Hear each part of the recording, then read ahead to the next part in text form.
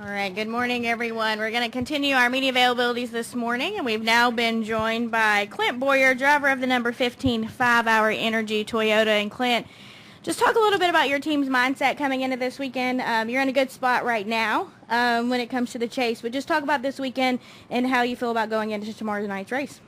Yeah, I mean, it's just it's that time of the year, right? It's fun times. Cool racetrack. I've always loved this racetrack. For the first time I ever came here, I remember making laps around here, thinking, "Man, this is a perfect size racetrack," and it was always raced well. And I've always just really had a lot of fun as we're making laps around here. So couldn't think of a better place to come to try to seal the deal and get ourselves into this chase. It's something that I'm very proud of having a shot at being a part of it, and looking forward to the races after that. You know what I mean? That's the thing, is you don't just want to back your way into the chase and then not perform and be the first one out. I mean, I want to go some rounds and have some fun in it and make some noise. All right, we're going to take questions for Clint. If you have one, please raise your hand and state your name and affiliation, and we're going to start with Tom and then come up front to Jenna, and then we'll go to Bob. Hi, Clint. Tom Jensen, foxsports.com. There hasn't been a winner of this race who's outside the chase right now since Casey Kane in 2005. So that's 20 races ago. How secure are you feeling about a spot in the chase? I mean, to be dead honest with you, when I got up this morning, I double-checked myself and where we were on the points, just so I educated myself where we came. And really, I didn't even look at that. I mean, just the racer in you naturally looked at how close the guy was in front of you. He's only 10 points ahead of me, and it's one of my best racetracks. And honestly, that was the first thought in my mind when I looked at those points, is saw where Menard was and thought that was doable. So it's kind of weird. I don't like. Nobody ever likes looking over their shoulder and worry about what's behind them. You want to worry about what's ahead, and for me in this weekend, it's a obtainable task to beat him out of that. All right, we're going to go to Jenna. Jenna Fryer, AP. So do you like your chances at Bristol? You talked about the goals for you and the team, that you guys wanted to go out strong. Are you guys still in that spot? Are you feeling good about where you guys are? Yeah, I mean, if you look at our last month and a half, it's been really solid. Last week we definitely stubbed our toe. I mean, it was a missed.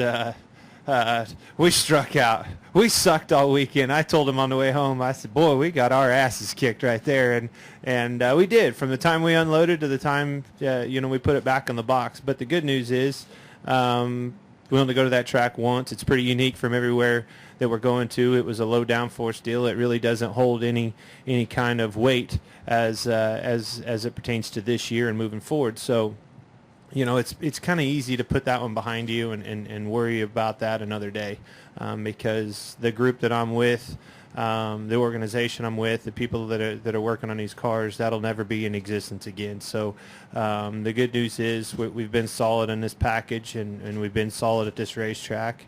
I'm looking forward to Chicago, to getting there. We're going to test Kansas next week, and that'll prepare us for what I consider a very similar racetrack in Chicago. So that's it's very.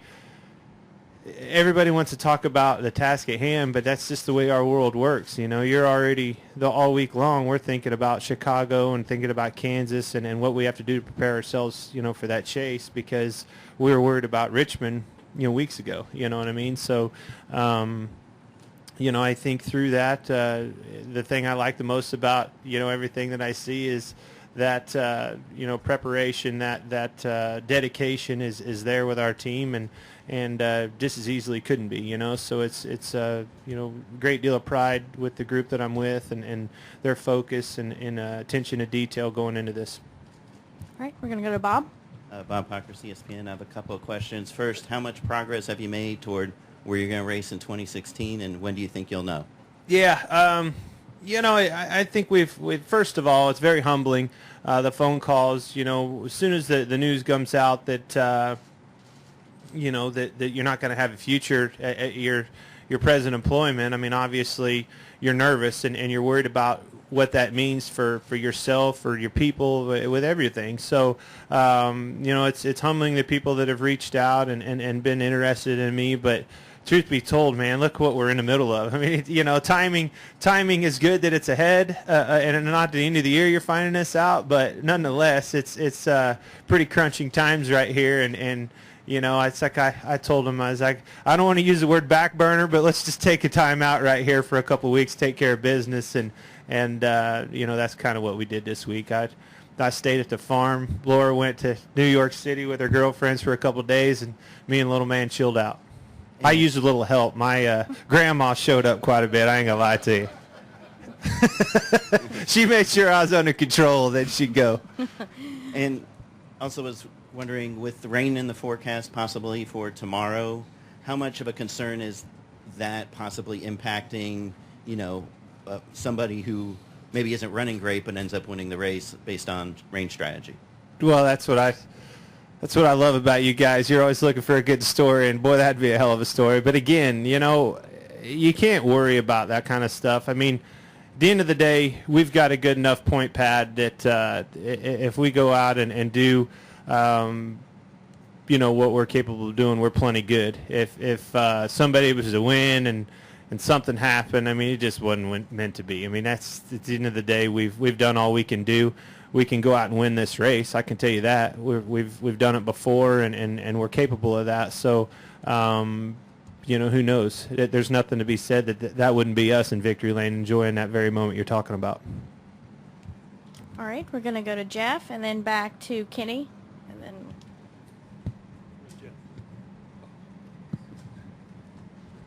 Jeff Gluck from USA Today. It seemed like a month and a half ago, you were in the same position, and everybody's like, well, surely there's going to be a new winner in that time, so the line will probably drop down. Here you are going to the last race. You're still there. Are you at all surprised that there hasn't been that many different winners and you've been able to hang on into this points position like this? I'm not really surprised in the new winners, because the sport just seems like, if you really look at things, you're racing. When I look at organizations and I look at the cars that are running good, cars that are struggling, it doesn't matter what program you're on and what side of that. It seems like they're racing each other. Each organization, it's like their equipment, their sims, everything that they produce is kind of, orchestrated throughout their organization. It seems like some points in the race, a caution will come out and you're looking, and here's all the, here's the Gibbs bunch, here's the Hendrick bunch, here's the Stewart Haas bunch, here's a Roush bunch.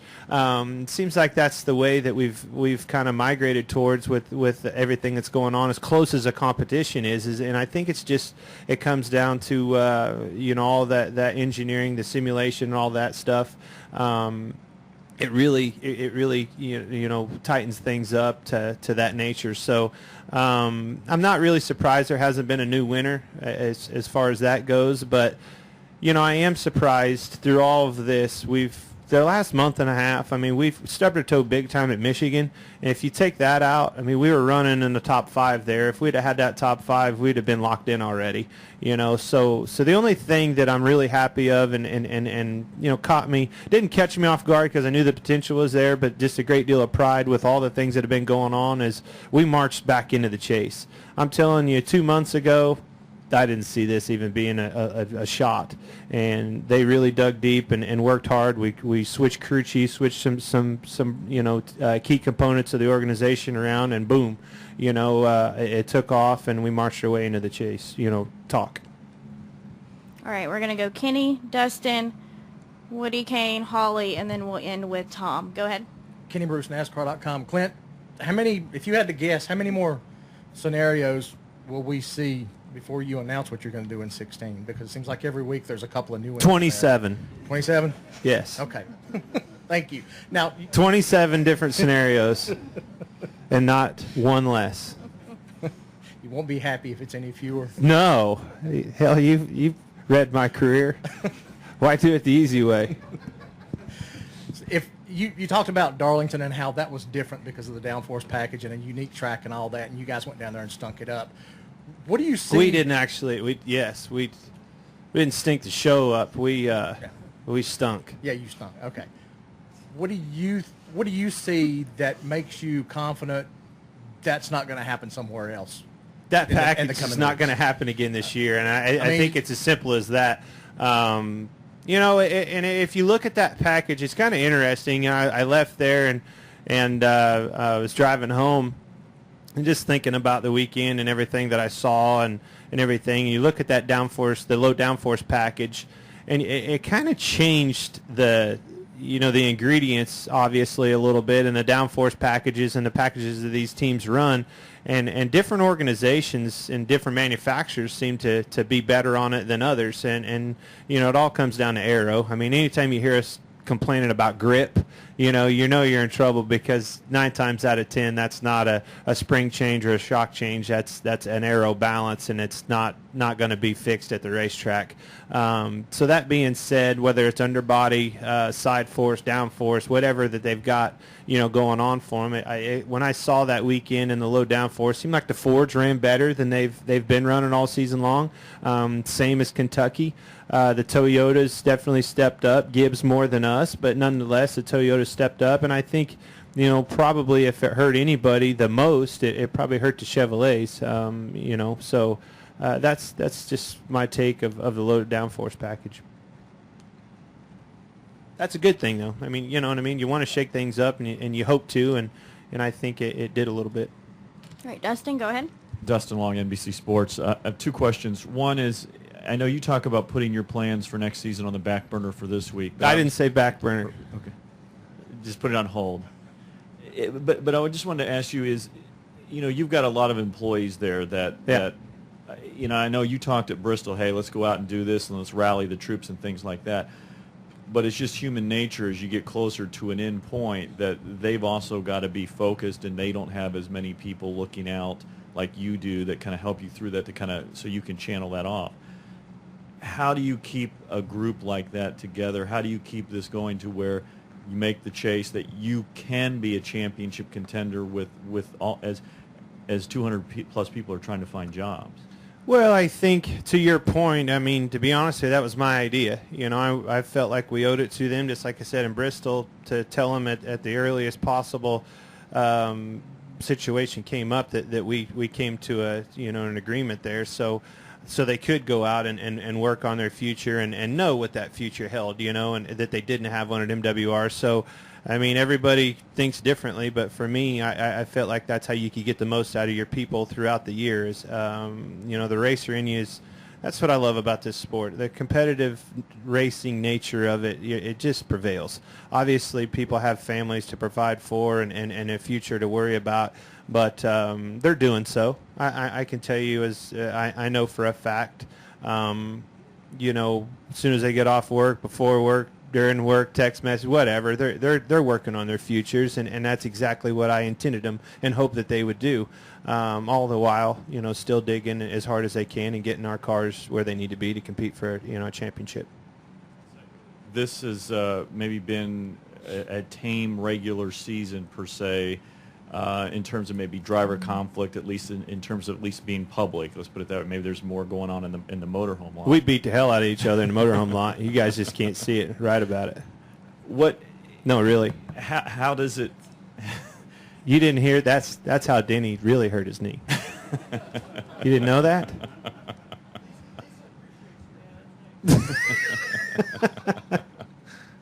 How does top ring rope, as a matter of fact.